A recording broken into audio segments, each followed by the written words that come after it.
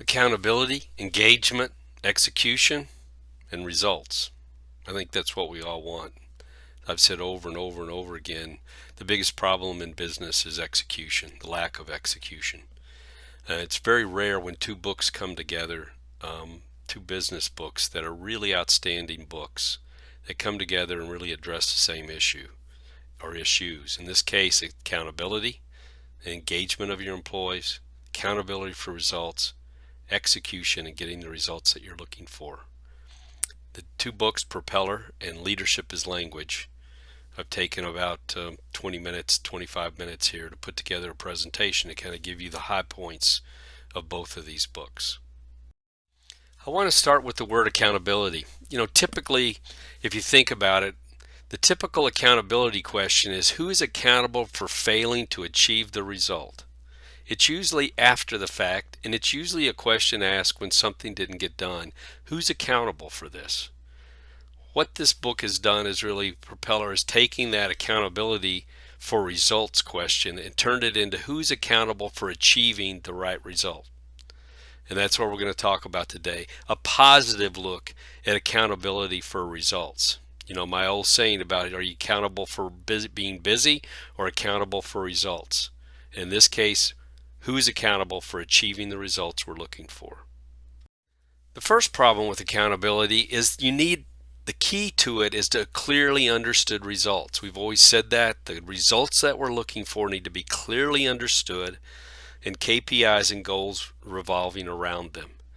Are the key results and the goals clearly defined and understood? This was a question that was asked of 40,000 U.S. employees recently. 14% said yes. 86% said no. This is still in line with a study that Covey did probably 25, 30 years ago, where the same question was asked, and the results were, I think, 17% of the people said yes, that the key results and goals were clearly understood in their business. So a key to this is simplicity. We have to start making these key results very simple. And it will lead to more engagement and more accountability if we can break them down to maybe 3 or 4 key results that we're looking for over a period of time and make sure that every employee understands them and understands how we're going to measure them. The second question they ask in that survey, do priorities change frequently and thus create confusion around the key results? 16%, only 16% said no. 84% said yes. So it gets back again to a focus and having 3 to 4 simple key results that we're looking for that will spell success for us over the quarter, over the year, over the next 3 years. Then ask the team to tell you what they do directly or indirectly to impact that. It's a thing we've been talking about for a long time, but I think the key here is that we need to really go back and simplify what these key results we're looking for. Not a KPI that measures it, but actually what the key result is that we're looking for in a simple, easy to understand word or 2 or 3 words. Well, what does accountability look like? Well, activity is being busy, right? So actions people take that lead to results is the activity. It's the action we take. Remember the old saying though about actions. If they're not tied to goals or key results, then it's chaos. So the results are the desired or undesired outcomes of taking an action. So we've got activity and results. Once we get to a point where doing my job is getting the right results, then we're a winner. Too often we've talked about rocks and taking rocks and making projects and things that we're going to be doing tied to the results that we're looking for. But this is going a step further. To really get accountability and to make it powerful in your company, we need to have these key results that we're looking for and make sure that people are, when they're doing their job, they're working toward those key results, those right results we're looking for. Then we have a real winner. An example in the book was Chili's, the restaurant. They worked with Chili's for the last 5 or 6 years as a corporation. So they were at a Chili's restaurant in Kansas City, and they asked the waitress when she waited on them, "What are your key results here?" She rattled them off: guest, profit, sales, and team. And she had the goals or the KPIs for each one of those. So how do you measure guest? Jim, guest experience measurement. Our goal is 65 and we're at 63, so we're closing in on it, she said. How do you influence that? With team. We don't have any busboys here, so every time I see a plate, I grab it. That was just one example, but she's doing her job and she's got clear results. They're understood by all the employees, and doing the job is getting the right results in this case. That's where we want to get to. Let's talk about those results. How do we get results? We said before, actions, right? So we take actions and we get results. The problem is that we get sucked into that cycle, and we're constantly taking actions to get results. To really get the right results, many times we have to fall back on beliefs and experiences. Where do we get the beliefs? From our experiences. So we have to sometimes fall back into what are our past experiences, and how has that led to our beliefs, and how do those beliefs dictate the actions we're taking. So there was a story in the book about a hospital. They sit down with the lady, the administrator of the hospital, and they say, "What is your big problem?" And she goes, "I just can't get the results we're looking for in next of kin." What do you mean next of kin? Well, on the admittance forms, we have next of kin. It's vital that we get that information. And so how often are you getting it? Well, 47% of the time. So what have you done to get that up and change that? Well, I went back. We had a 6-part form to fill out. I revised that down to just 2 parts. We sat down, and she talks about other things they did in training all the employees on, you got to fill this out. This is something you have to fill out, this next of kin. Gave them ideas of how to get that information. And he goes, what were the results there? She goes, well, we went from 42 to 47 that we're at right now, so it really didn't help. The example is all about the fact she just took actions based on her beliefs, the things she believed she needed to do to get that one area of the form filled out. Then they suggested to her that they got to go back and find out why. Tell me some stories. Why is this important? And she started telling stories about people that were admitted and they'd had a procedure a week before, and when they asked about medical information, all they could find was information, but so they didn't have the next of kin. If they would have the next of kin information, they could have called them quickly, and the patient died. Another one where it saved their life if they had that next of kin information. So she started telling those stories over and over again, implicating experiences and stories that change the beliefs of why this is vital that we get this information.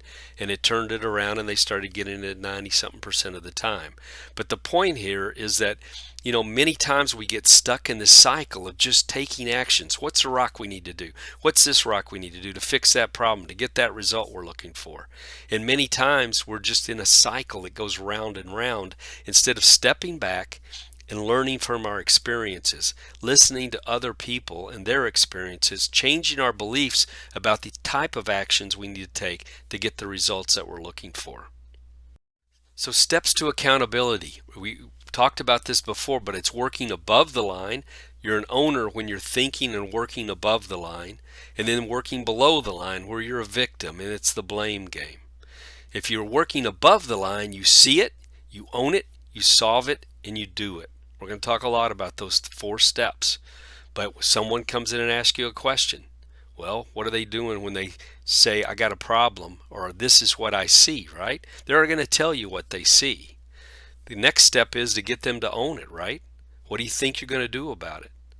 Well, here's what I intend to do about it.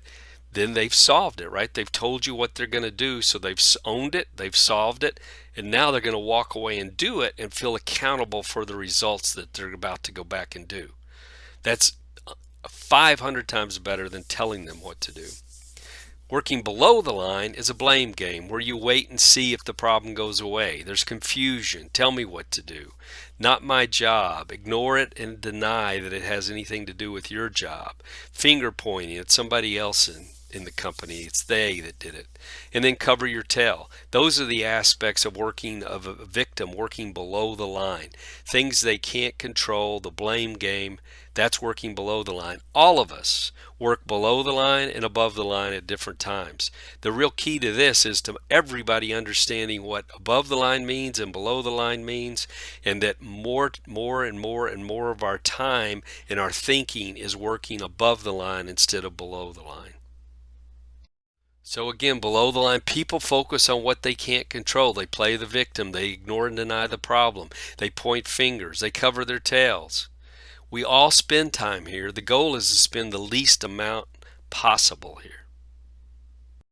When we talk about key results in ownership, hurdles, problems we found, goals we're trying to achieve, there's 4 levels of ownership. There's negative ownership, where they're uninvolved and disagree with whatever the problem is or whatever the goal is that you've set for me. There's negative ownership. I don't have anything to do with it. There's zero ownership, where you're uninvolved as a person, but you agree there's a problem there, still working below the line. Positive ownership is involved and disagree, and that's okay. As long as you're involved, you may disagree with what the problem is or not, but hopefully we can get you to come over to our side. What we want is total ownership. You're involved and you agree with what the problem is, clearly what the results we're looking for, clear what the problem is, clear what the goals and hurdles are to get them there. We're in agreement and you're involved. You've taken total ownership of solving the problem. So once you've got the ownership, you're owner, you're above the line. People focus on what they can control. They assume accountability for resolving issues and problems by taking 4 sure steps and getting the right result. They also ask that question when they're trying to solve the problem: what else can I do?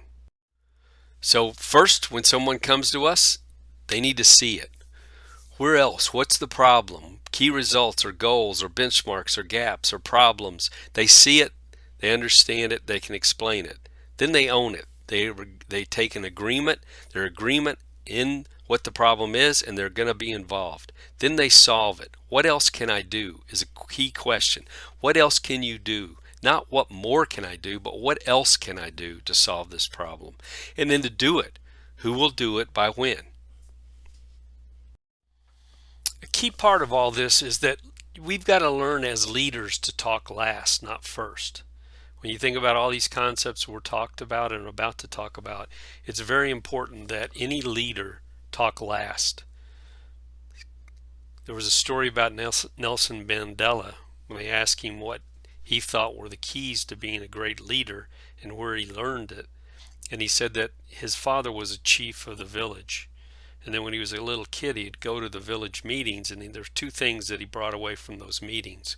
One was that we all sat in a circle and looked at each other, and the second was that my father spoke last.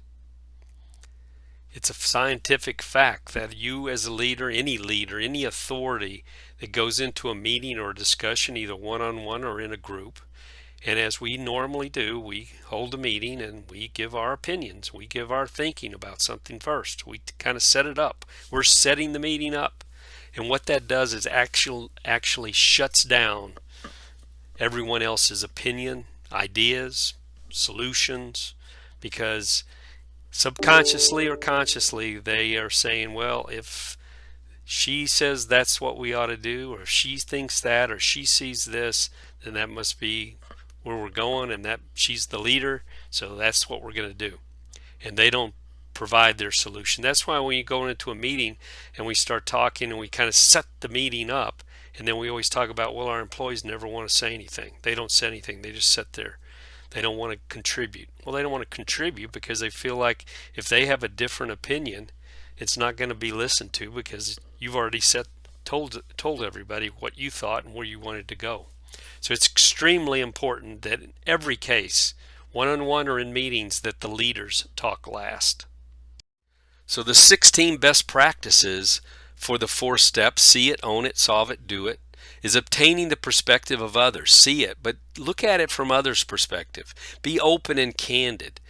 Asking for and offering feedback from people. Hearing hard things so You see reality of the situation. Think about the hospital administrator going back in their experiences and the beliefs, how that impacted the actions that they took. So when you're seeing things, you need to be open to others' feedback, hearing hard things so reality of the situation can set in. Being personally invested, you want to own it, you're personally invested.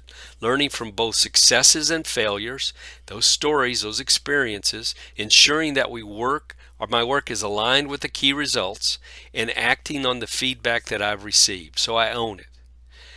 Solving it, constantly asking, what else can I do? Not what more can I do, but what else can I do? It gives you creativity in dealing with the obstacles, collaborating across functional boundaries, and taking necessary risks. Those are the key best practices for solving an issue and solving a problem. And then doing the things I say I'll do. I'm going to go do it. Stay above the line, but not blaming others. Tracking progress with proactive and transparent reporting, and building an environment of trust. That's when I do it. See it, own it, solve it, do it.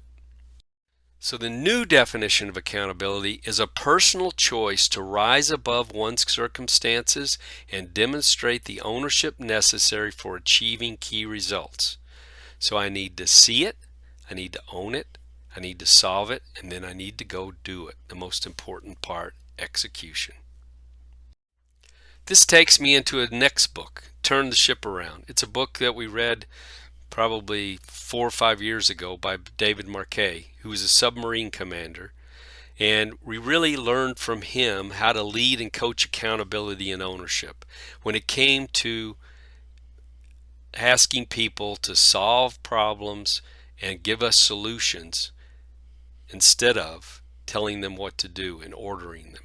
The simple concept that came out of that was stop answering questions. People come to you mindlessly. You feed that addiction. As you answer questions for them, they think you want them to come to you. They walk away without any accountability for results, and they learn absolutely nothing.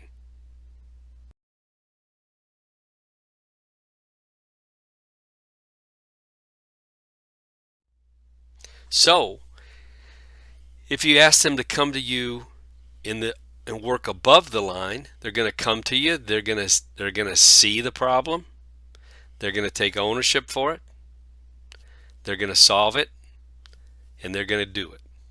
And then they're going to leave feeling accountable for results, because they have to think about what is the solution before they come in there. What is the problem that they see? You will say good idea 90% of the time.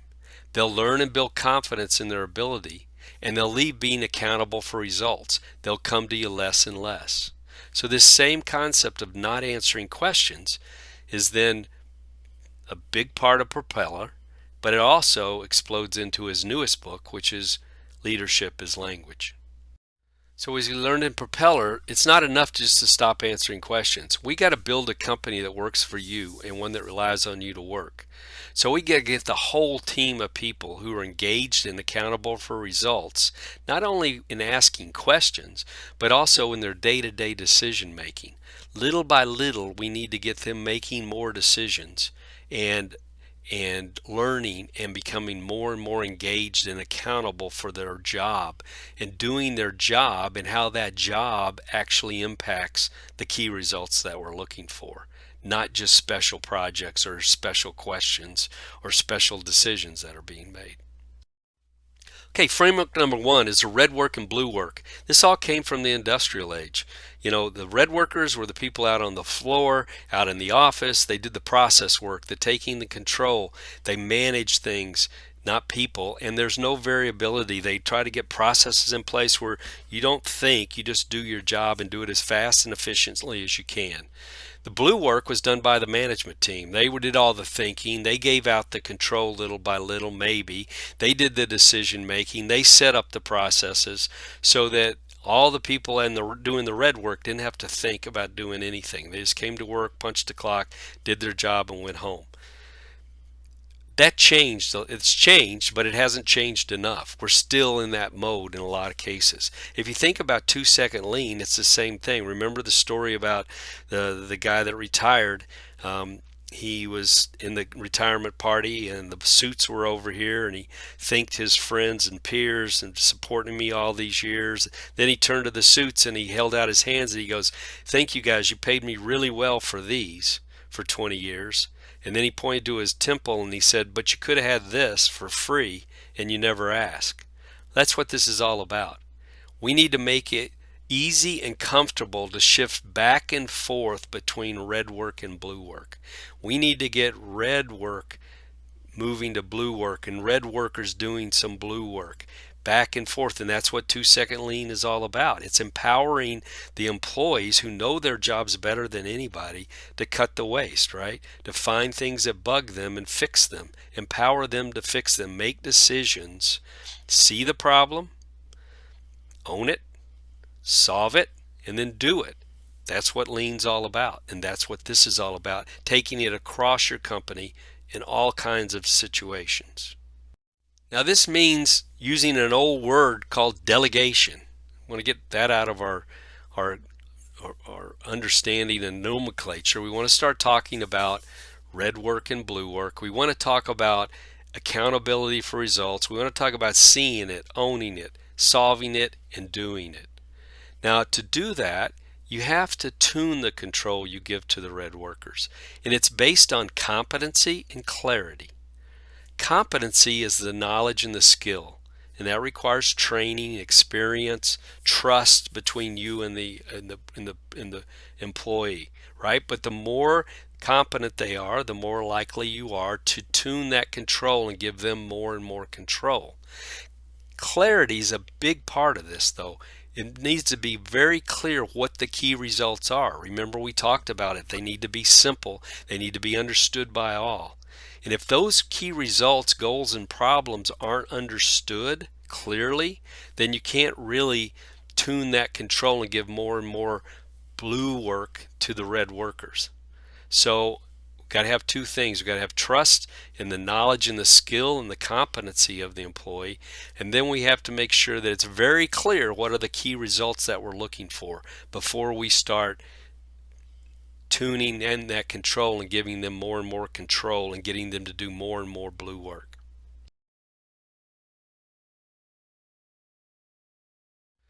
So the framework number 3 is working above the line. It ties in directly with Propeller. It ties in directly with 2-second lean.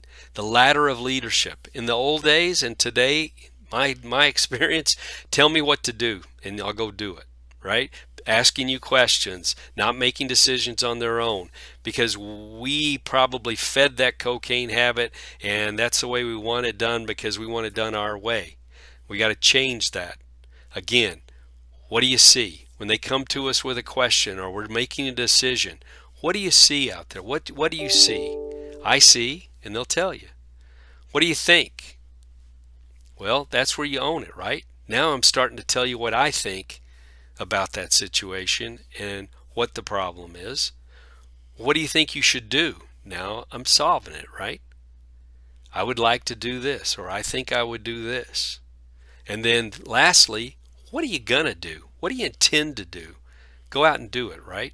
And when you've done it, now you're going to take accountability for results. When you leave that point where you're making that decision and you intend to go do something and you do it, you've now taken accountability for the results of it because it was your idea. You you talked, you collaborated, you came up with a solution, you went out and executed it. So now you've got accountability for results when they're done. And if it's a part of a process, it's a better process. Now they've taken ownership of that process. I've been doing, and they'll tell you what they've been doing. That's their new experience, their new behavior. So to make this work, framework number 4 is you need to be a leader who maybe knows all, but you tell not. You know, you may know not and tell not, and that's okay, but you certainly don't want to be over to the left where you know all and you tell all. That's just telling people what to do because you know better than anybody else. And know not, tell all. In other words, you don't know what to do, but you tell people to do things anyway. So we want to be in that right top corner, or at the worst case, the bottom right corner. Know all, tell not. That's totally different than what I used to be. I used to try to be the smartest person in the room. I knew all the answers. I knew all the ways to solve things, the creative problem solving. Give me a problem and I'll solve it. Come in and ask me a question, I'll tell you what to do. And that's absolutely the opposite of where we need to go in the future. The last framework that he installed in the submarine was leaders act their way to new thinking. In other words, language is important, and he abolished the word they. Why? Because they is blame. Blaming it on somebody else, working below the line, no incrimination, no blame, no below the line thinking. So that word they was totally abolished, and they did it, and within 3 days it was all over the submarine. They used the word we. So in other words, it's not, hey, this pump doesn't work because Roger didn't order the right thing, or they didn't order the right thing to fix it. It was we didn't order the right thing to fix it. So it's a culture that changes the culture of your team from working below the line to working above the line, because blame goes away and the incrimination goes away when you start using the word we versus they. In the book, he uses a playbook, and these are the new plays going forward if you really want to use language in leadership and use Propeller and use this whole concept of accountability for results. So first one is control the clock instead of obeying it. In other words, when in the old days, red work, we had a goal, or for the end of the day we needed to get so many pieces out, or we had to do this, we had to get so many calls in, whatever it was. We just did it. Boom, boom, boom, boom. Put our head down and did it. We did it for a week. We did it for a month. We did it for years. And his whole point is that puts pressure on people. It's looking at the clock instead of really controlling the clock. And that's to stop and see, to own and solve problems. If you go off on a project, software is developed this way now.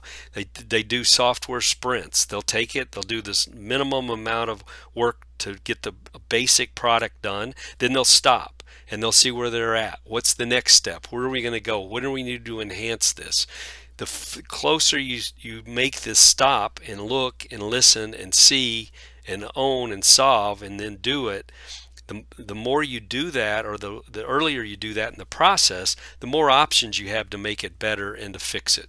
So it's control the clock instead of obeying it. The old story about the two lumberjacks when they were out, and the one guy was out there cutting. He had all day to finish an acre off. The other guy was out there he got his done halfway through. The other guy was just cutting, putting his head down. It took him all day and he still didn't finish. The difference between the two, the first guy, he stopped and sharpened his saw. Then he cut some more and sharpened his saw and cut some more. The guy that didn't get finished, of course, he didn't stop and sharpen his saw. He just kept going and going and going. So collaborate instead of coercing. See it and solve it. So we talked about collaboration, feedback, all those kinds of things. Commitment instead of compliance. So own it, right? I'm committed to this. I'm not just doing it because that's what I've been told to do. Complete defined goals instead of continuing work indefinitely. As we said, stop and see and own and serve. There's a job.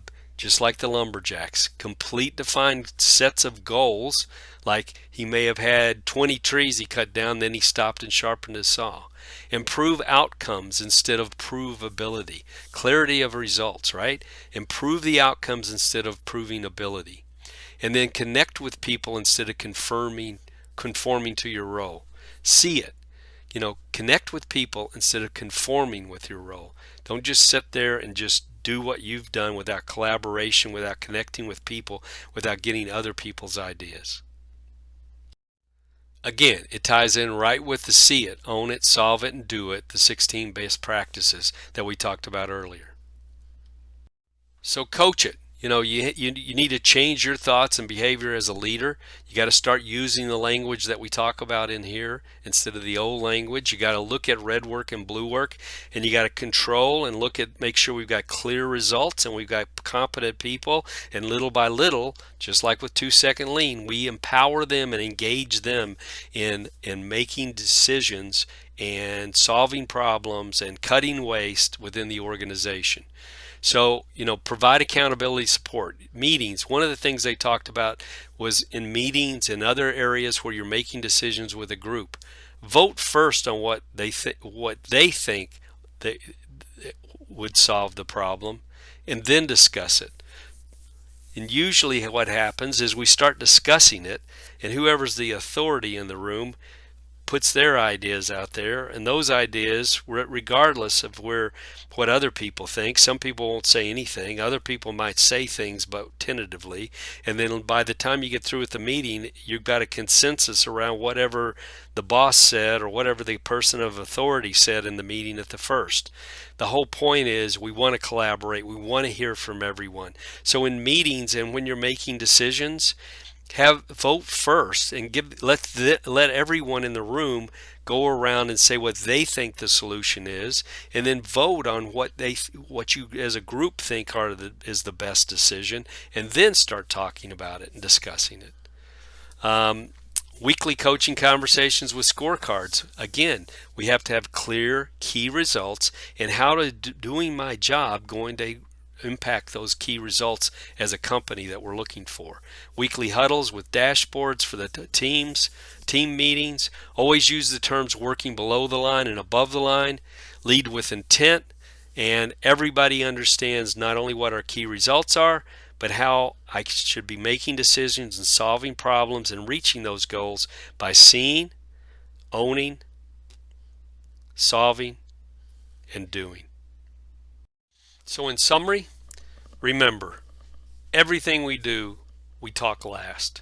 We listen to everyone. We have asked the questions. We need key results. You as a leader, we need to set key results with your team. What are the 3 or 4 40,000 foot key results that we're always going to be trying to improve and make better? There'll be a goal under each one of those that we're going to shoot for and measure. But what is that key result? Delegate decision making. That's what we want to do. We don't want to delegate tasks and jobs. We want to start delegating decision making, empowering people to see the waste, to see the problems, to see the issues, to see the opportunities, and then walk them through the decision making process. So how do you do that? You got to work above the line. And that term needs to be used constantly within your company. Everyone needs to understand what that means. So when you have a certain situation where something's not being done right, you ask them what they see, and they don't see what you think. Well, say, "Hey, it's not my fault." They start looking at it below the line. They need to understand that when you say, "Wait, let's work on this above the line," everyone needs to know what that means. And that means seeing it. What do you see? Asking that question. Own it. What do you think? Solve it. What do you think you're going to do? And then do it. What are you going to do, and by when? And when you start getting everyone thinking and working above the line on problems, decisions, issues, opportunities, you speak last and listen to them, then all of a sudden you start little by little moving those decisions down in your operation. You start freeing up your time to start working on the big issues, the things you should be working on the business, and your business is going to grow. It's not going to be stifled by your capability personally, and your time and your ideas and your thinking is holding everything back. That's why you're plateauing. You can't grow much larger than you are because there's too many people looking to you to make all the decisions. And we want to get that down through the organization so that we have, at the end, the people that are accountable for the results that this decision making generates because they own those decisions. The ultimate goal is to then be able to build a business that works for you versus one that relies on you to work. We have everybody working. We're leveraging everybody's capabilities, and we're building a great business that works on its own without you having to work overtime.